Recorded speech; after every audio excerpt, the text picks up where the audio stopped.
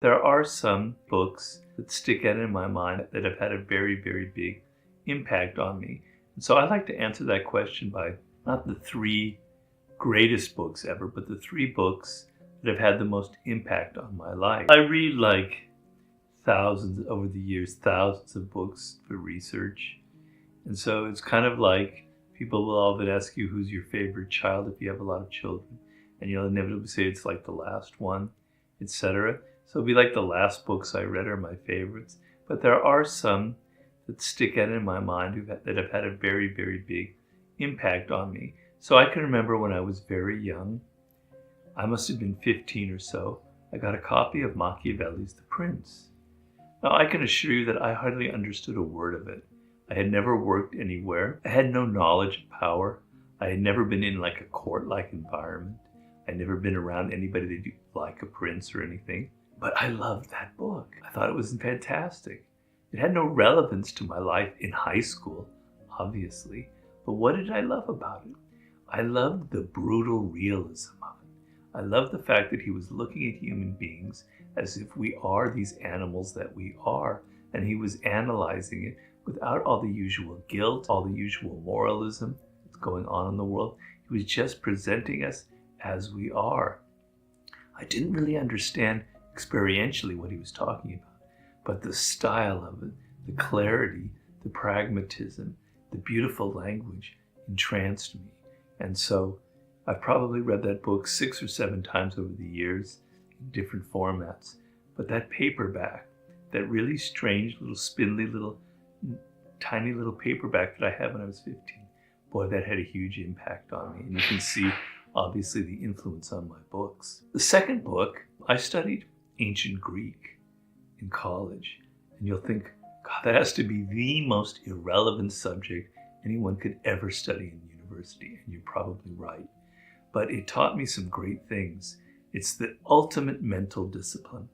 And I remember when I was in my second year, I believe, we were given Thucydides, we call it Thucydides, History of the Peloponnesian War.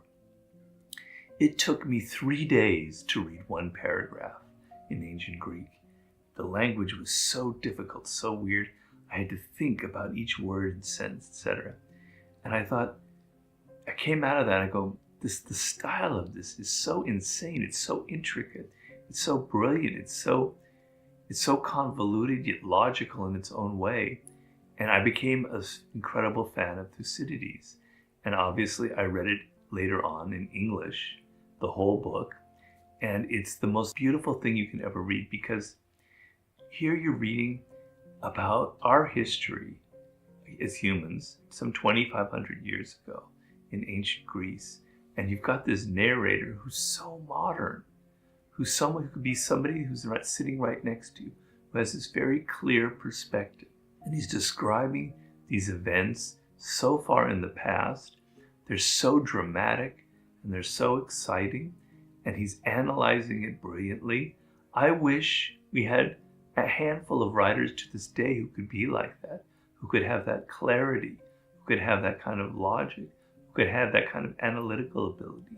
But it existed 2,500 years ago in this great historian, Thucydides. He wrote one book that I know of, the history of the Peloponnesian War, but it's the most marvelous adventure you could ever go on. It's a fantastic book. It had a huge influence on me, almost as powerful as the Machiavelli. The third book is a very weird one. It's not something that most people know about or that I've ever really discussed, but it had a very large impact on me. And it was a series of books written in the 60s by a writer named Carlos Castaneda. He was talking about the teachings of Don Juan, which is the title of one of his books. And he had a book called The Journey to Ixtlan.